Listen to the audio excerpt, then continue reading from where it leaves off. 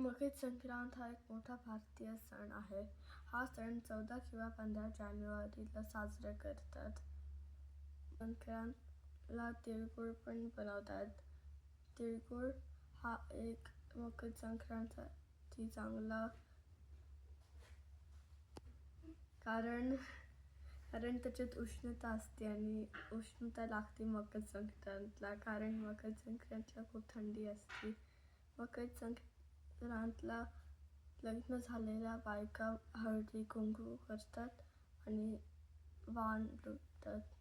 मकर संक्रांतला भारतात खूप विविध नावे पण असतात.